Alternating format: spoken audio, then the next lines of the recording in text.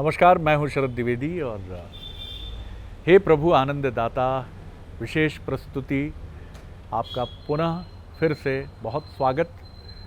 नवरात्रि का 8वां दिन और अब धीरे धीरे हम इस पर्व के ऐसे खंड की तरफ बढ़ रहे हैं जहां मैया की विदाई का अवसर आपके हमारे सामने उपस्थित होता है।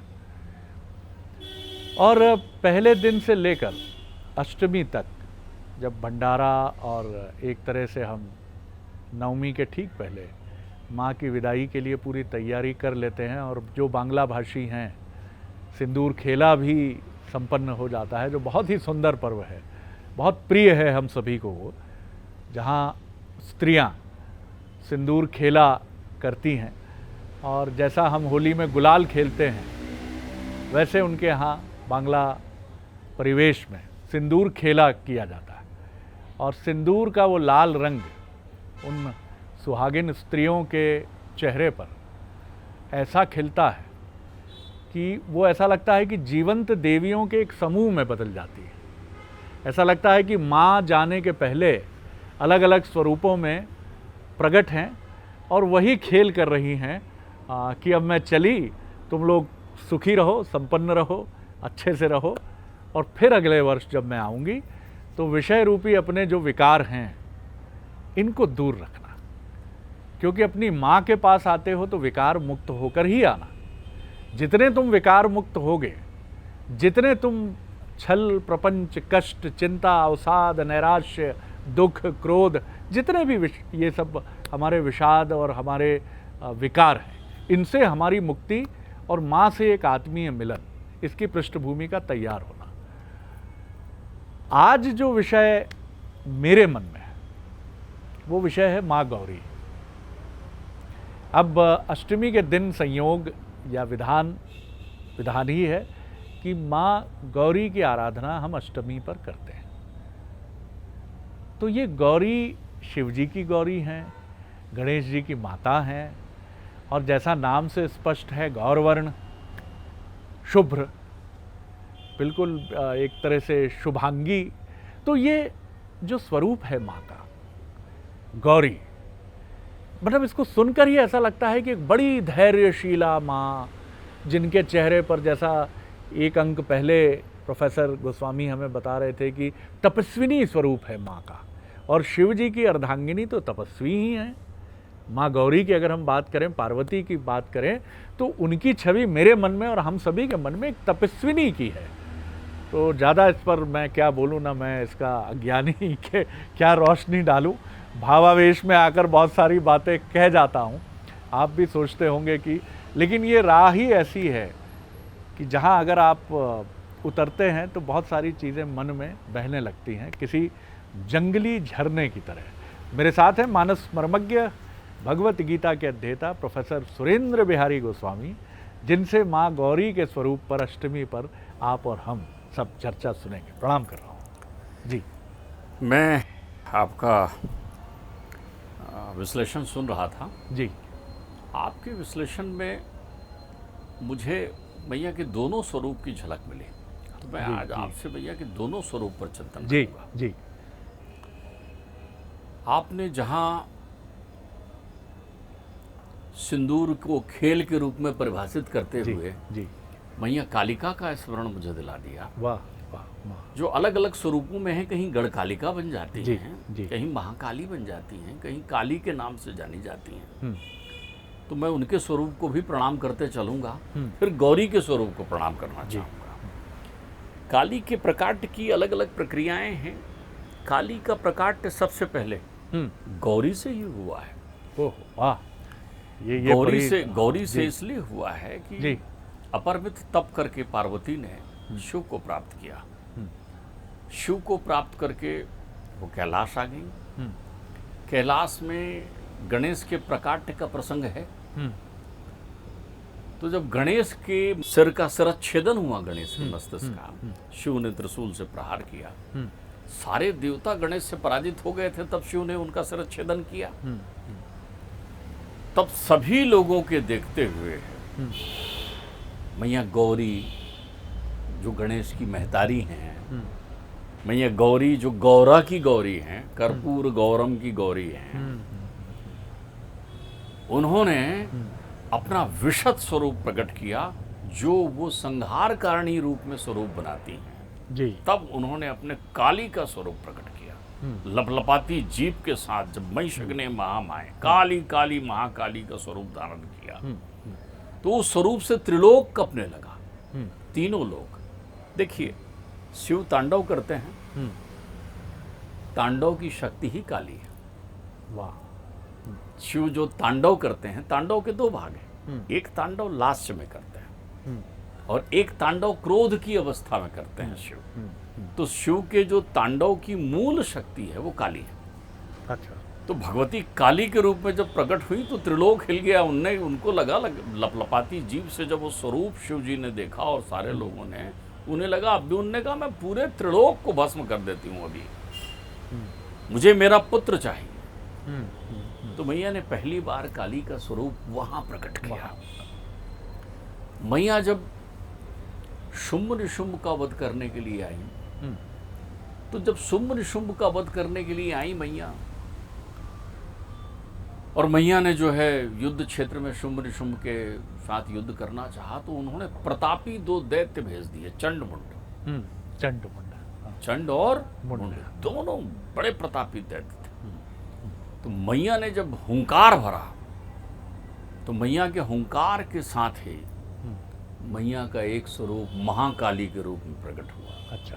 द्वीप चरण परिधानम, उन्होंने जो है इतना विस्मयकारी रूप ले रखा था, नरमुंडों की माला सजा रखी थी, लपलपाती हुई जीभ थी। उन्होंने उसको अपन कहें लोमड़ी के चमड़े को पहन रखा था, लोमड़ी की खाल से बने हुए वस्त्र को पहन रखा हुआ था। और मैया का वो विस्मयकारी स्वरूप था, और उसमें वो खड़ग लेकर जब ध्याई हैं, तो वो दो ही काम कर रही थी, काट रही थी, रक्तपान कर रही थी, काट रही थी, रक्तपान कर रही थी। तो उन्होंने चंड मुंड का संहार किया वहाँ।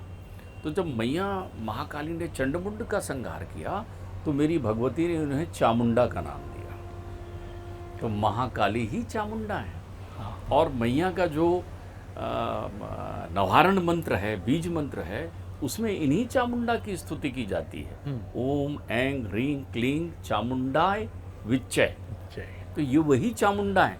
चामुंडा का संस्कृत का मूल अर्थ होता है, चामुंडा का अर्थ होता है शीघ्र कल्याण करने वाली, तुरंत। अच्छा अच्छा अच्छा अच्छा अच्छा। तो ये संहार कारिणी शक्ति के रूप में काली प्रकट हुई है वहाँ पर। ये जो सिंदूर का खेला करती है ना, वो कहती है जिसके सर पर मैया का हाथ हो महाकाली का, उसको अपने सौभाग्य की क्या चिंता करना है। जिसके सर पर भगवती महाकाली का हाथ हो, उसके अपने सौभाग्य की क्या चिंता करना है। मैया ने ही काली स्वरूप में कालिदास को दर्शन दिया है, और गढ़कालिका बनकर बैठ गई है। जहाँ भी मैया की जीभ निकली हुई है वो काली हैं। यही वो काली हैं जो निकुंभला बनकर रावण की कुलदेवी हुई है और उनकी स्तुति की है। ये बड़ी प्रसन्न होते हैं। इनका श्रीमद् भागवत में भी बड़ा सुंदर उदाहरण है। मैया भक्त वत्सला है, स्वरूप उनका विकट है, लेकिन हृदय उनका अत्यंत निर्मल और पावन है, अत्यंत सहज है। जड़ भरत हैं भागवत में। जड़ भरत कौन है? ऋषभ देव के जो पुत्र हुए हैं भरत, उनको जब वो तप साधना में लगे हुए थे, उनका तप भंग हो गया एक मृग के स्नेह में। मृग शावक मिला, उनके स्नेह में उनका तप भंग हो गया। तो उनको फिर दूसरे जन्म में मृग बनना पड़ा, और मृग बन के उनको स्मृति थी तपस्या की। तो फिर उसके तीसरे जन्म में वो जो हैं जड़ भरत के रूप में आए, अंगिरस गोत्री विप्र के यहाँ। तो वो किसी से बोलते नहीं थे, अंतर्चित्त में केवल परमात्मा का ध्यान करते थे।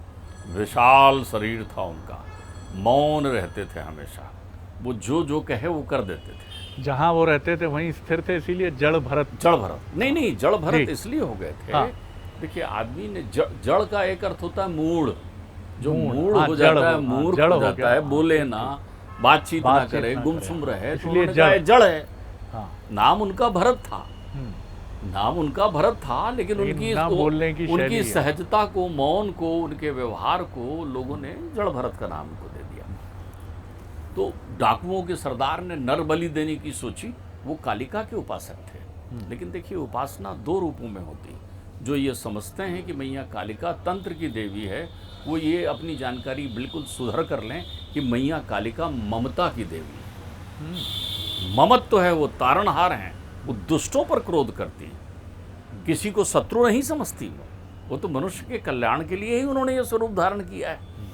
तो वो कालिका की मूर्ति के सामने वो जड़ भरत को ले आते हैं प्रतिमा के सामने और कहते हैं, क्यों भाई तुम्हारी बलि चढ़ा दें? बोले जैसा मैया को मंजूर हो आप चढ़ा दीजिए मेरी बलि।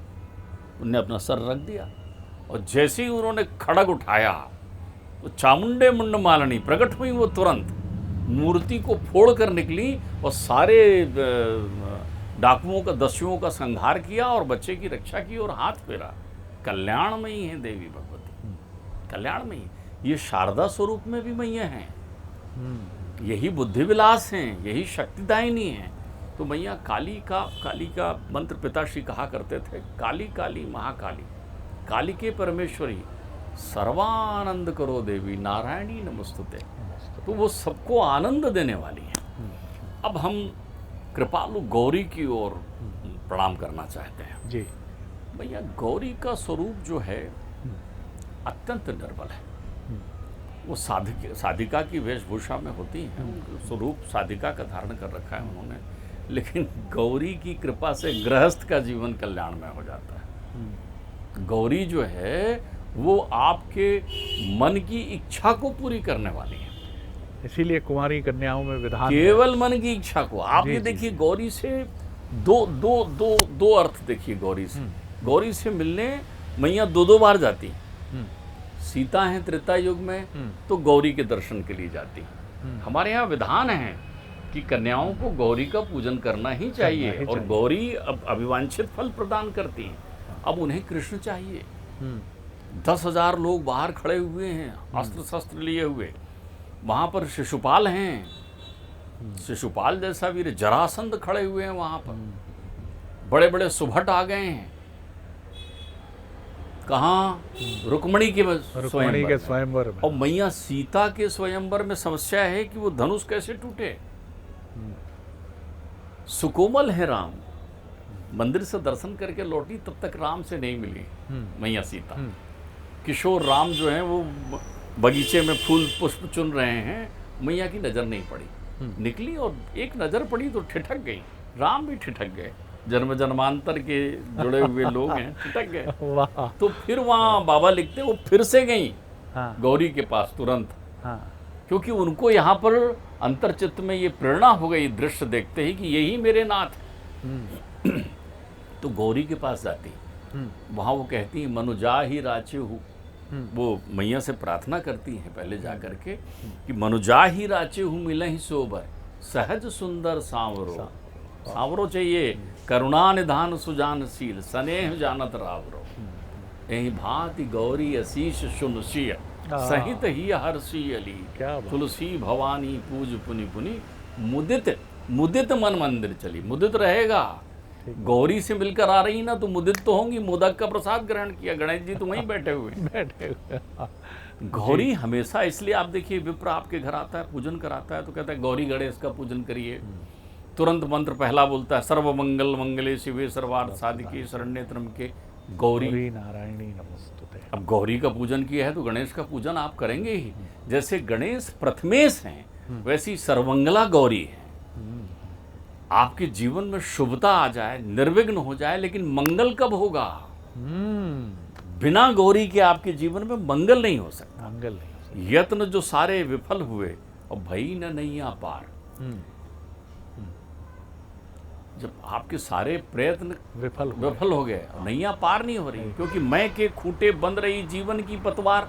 तो जब आप इस मैता से मुक्त होना चाहते हैं तो पिताश्री कहते हैं जीवन तेरा सफल हुए जब, जीवन तेरा सफल बने जब, आए मंगल बुध इतवार।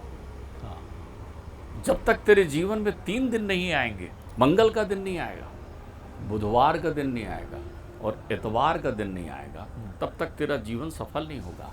तो आप सोचेंगे मंगलवार को पूजा करना होगा, नहीं। मंगल यानी आनंद, शुभता। ठीक बात है। बुध यानी बुद्धि, गणपति महाराज की कृपा चाहिए। एतबार यानी भवानी शंकरों वृंदों, श्रद्धा विश्वास रूप ने। ठीक जब बात। तक तेरे अंतर्चित्त में विश्वास नहीं आएगा तब तक तेरा जीवन सफल नहीं होगा। रुक्मणी के प्रसंग में सीता के प्रसंग से प्रतिलोम है। वहां तो लेत चढ़ावत खींचत ताने, परमात्मा ने उठाया ही नहीं धनुष सीता के प्रसंग में। तुलसी लिखते हैं लेत चढ़ावत खींचत ताने। लेत दिया उनको किसने? मैया धरती ने दे दिया। अरे मेरी लाडली है सीता भाई, मेरी बेटी है।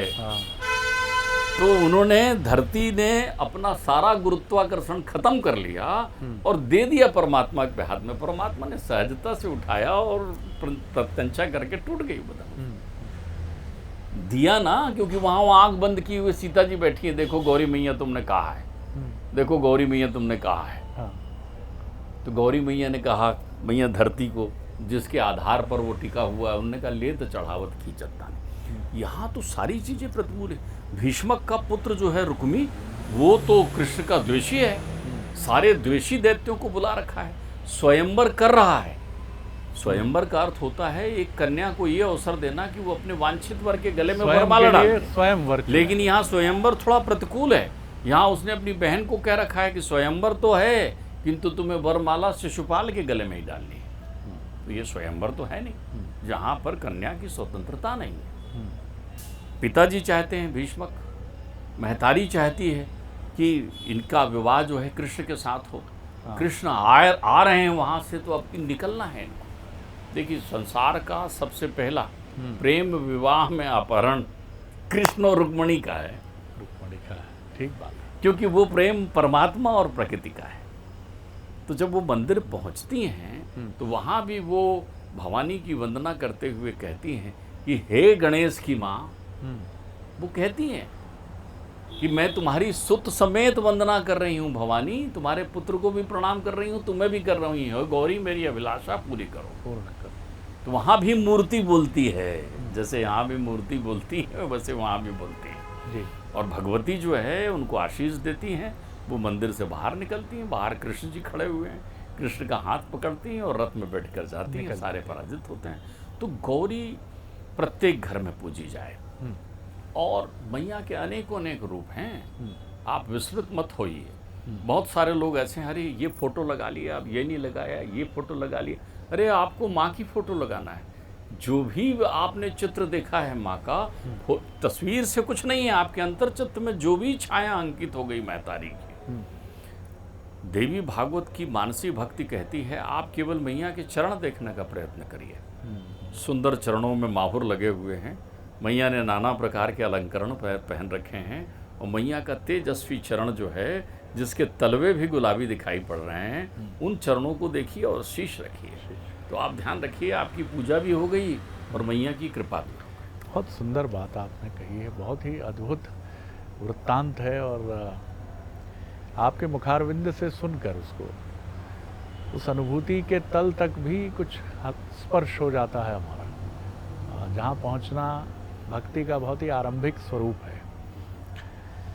इस कार्यक्रम को, इस एपिसोड को यहाँ विराम देने के पहले एक छोटी सी जिज्ञासा और है कि हमने माँ के अलग अलग स्वरूपों को बहुत अलग दृष्टि से आपके माध्यम से देखा है, जिनका देवी भागवत पुराण में उल्लेख है।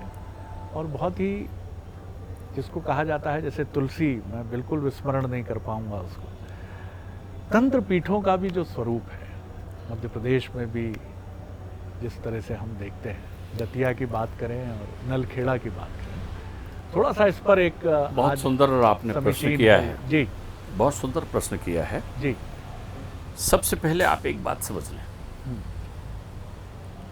तंत्र का अर्थ होता है तन्मात्राओं का एकीकृत हो जाना।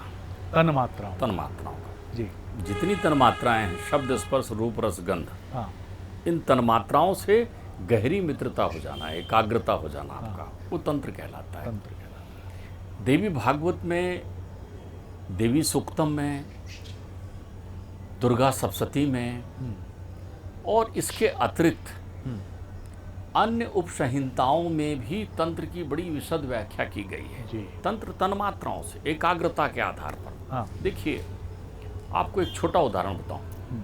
कभी ऐसा होता है कि आप घर में कोई गीत गुनगुना रहे हों और थोड़ी देर बाद वही रेडियो से सुनाई पड़ने लग जाता है। हाँ बिल्कुल ठीक।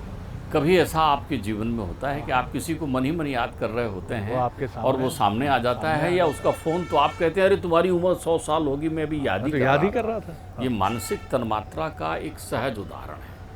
इसी तन्मात्रा को आधार बनाकर योगी जन अपने भौतिक शरीर को कहीं विद्यमान कर अपने सूक्ष्म शरीर से यात्राएं करते हैं, वो शरीर से बाहर निकल जाते हैं। ये वही तन्मात्रा है जिसे आचार्य शंकर ने उपयोग किया था और परकाया प्रवेश किया था। मंडन मिश्र के और भारती के साथ के शास्त्रार्थ में उन्होंने अपनी काम शास्त्र संबंधी जिज्ञासा को भारती के शांत करने के लिए परकाया प्रवेश किया था और काशी नरेश की काया में चले गए थे। तो ये तंत्र उस मन की एकाग्रता का वो स्वरूप है। लेकिन जो लोग ये समझते हैं कि कोई बलि देने से, कोई इस प्रकार के प्रक्रिया करने से दो प्रकार के भाव होते हैं, दो प्रकार के भावों की बड़ी सुंदर सिद्धियां आपको दिखाई पड़ती हैं। मानस में देखिए, एक तंत्र का जीवंत रूप है स्वयं प्रभा, जो अपनी गुफा में इतने वानरों को 56 भोग कराती हैं और भटकते हुए वानरों को अपनी गुफा में दिव्य प्रकाश और स्वर्गानुभूति देती हैं और उन्हें पता बताती हैं कि कैसे पार होना है। वो भगवती हैं स्वयं प्रभा, आई हैं रामलला की प्रेरणा से वहाँ पर उपस्थित हुई हैं जी। और उसी लंका में विद्यमान जिनको काम का स्वरूप माना गया है, स्वार्थ का स्वरूप माना गया है, वो है मेघनाथ, इंद्रजीत। वो भी तंत्र की उपयोगिता लेना चाहते हैं। दशानन वो भी तंत्र की उपयोगिता लेना चाहते हैं, लेकिन उनके मन में भावना कलुषित है।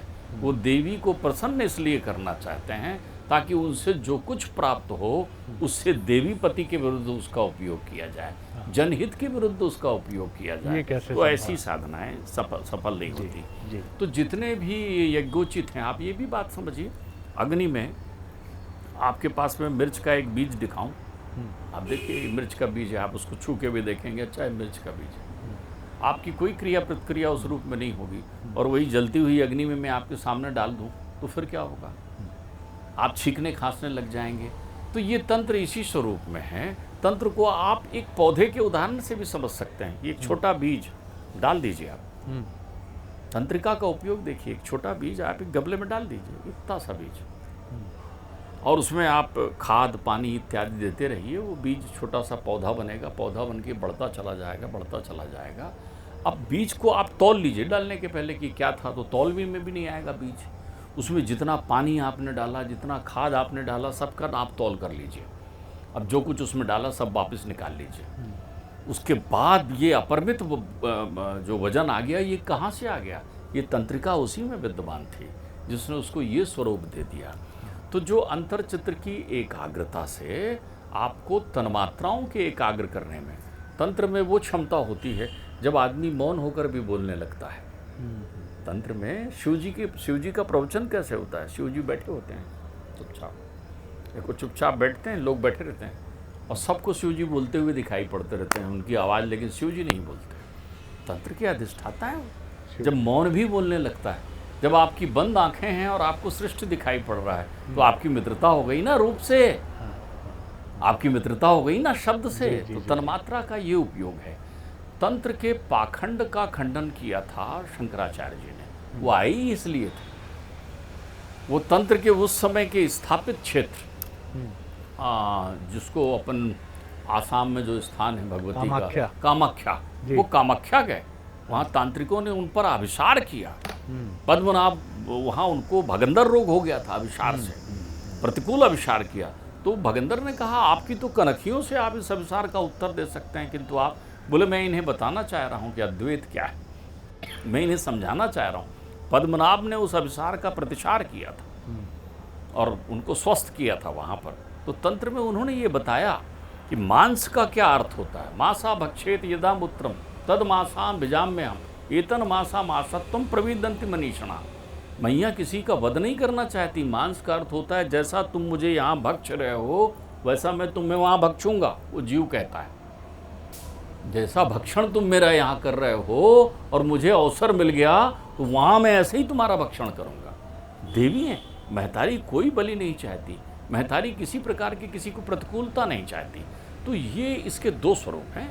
जो वास्तविक अर्थों में तंत्र की साधनाओं को समझते हैं वो आत्मानंद में रमे हुए रहते हैं, और जो केवल वैसा चोला बनाकर पाखंड करते हैं उनके पास तंत्र का आबासादा भी नहीं होता। बहुत सुंदर उत्तर मिला, बहुत सुंदर उत्तर मिला। और संयोग ये रहा कि एक योगी की समाधि पर, समाधि कहूँ या उनकी कुछ अरसे तक आश्रय स्थली रही देवास में, आदेश योगी योगेंद्र शीलनाथ जो गोरख पंथ से जुड़े हुए हैं, जाग मछिंदर गोरख आया, और जिससे उत्तर प्रदेश के मुख्यमंत्री जिस पीठ से आते हैं। तो ये आपने बिल्कुल ठीक कहा कि ऐसे एक तरफ ऐसे योगेंद्र योगी हैं और दूसरी तरफ तंत्र के रावण या मेघनाथ या आज भी कुछ लोग हैं जो उसके नकारात्मक स्वरूप के साथ आगे बढ़ने की चेष्टा करते हैं और मुंह की खाते रहेंगे। क्योंकि जैसा आपने बहुत सुंदर कहा कि जो राम का कोई क्या हित करेगा, जिन खुद देवी पति हैं जो, उनके लिए अगर आप कुछ सोचेंगे रावण या मेघनाथ तो क्या कर पाएंगे। तो तंत्र का ये उद्देश्य भी स्पष्ट हुआ आज कि तंत्र सकारात्मक स्वरूप में ही फलीभूत होता है, जिस तरह के संदर्भ हमने सुने। तो कभी किसी विकृत चेष्टा की तरफ अगर कोई बरगलाने की भी कोशिश करे, आपसे कहे भी कि ये सब बातें कितनी, हम सब विज्ञान के युग में हैं, लेकिन फिर भी अध्यात्म की जो धारा है वो सिर्फ निर्मल और पवित्र करती है, और उसकी कोई भी धारा जो किसी भी स्वरूप में वर्णित हो वो कभी मनुष्य जाति या उसके सबसे प्रिय पात्र जीवधारियों का अनिष्ट करने की तरफ कभी नहीं जाती है। तो ऐसी किसी भी विधा की तरफ जाने का ना कोई अर्थ है, और अगर ना कोई कहे भी तो भी उसमें कहीं कोई न मंगल है। और बहुत सुंदर बात आज समझ आई कि गौरी ही मंगल है। गणेश जो हैं प्रथम पूजनीय हैं, तो गौरी जो हैं उनके बिना मंगल नहीं है। अब देखिए माता और पुत्र की कितनी अद्भुत, गौरी गणेश का पूजन सबसे पहले पवित्र सुपारियाँ रखकर गौरी गणेश की आराधना अद्भुत है, सनातन परंपरा अद्भुत है, आनंद आनंद आनंद है सिर्फ। और इसीलिए इस कार्यक्रम का उद्देश्य आपके सामने और ज़्यादा, ख़ासतौर से मैं फिर कहूँगा कि परिवार के जो युवा सदस्य हैं वो अपने तर्क को, अपने चिंतन को किनारे रख दें, और इसको अगर वो सिर्फ निर्मल भाव से सुनेंगे ही, पंचतंत्र की कथाओं की तरह भी सुनेंगे, क्योंकि ये तो श्रवण मात्र से एक आपके भीतर एक परिवर्तन को आकार देगा। थोड़ी देर समय देकर इसको सुन तो लीजिए, तर्क को परे कर दीजिए, चिंतन को, बुद्धि को भी थोड़ा सा मैं कहूँगा हटाइए, हटती नहीं है बुद्धि, रखिए बुद्धि, लेकिन प्रश्न वितंडावाद खड़े करने वाले प्रश्न हटाइए। तो देखिए, तो ये तो मनोचिकित्सक भी कहते हैं कि अच्छा है दिल के साथ रहे पासबाने अक्ल, लेकिन कभी कभी इसे तन्हा भी छोड़ दे। तो कभी कभी बुद्धि को छोड़ देना चाहिए, मनवादी हो जाना चाहिए, हृदय से संचालित होना चाहिए। बहुत आनंद आया, प्रणाम करता हूँ आपको, नमस्कार।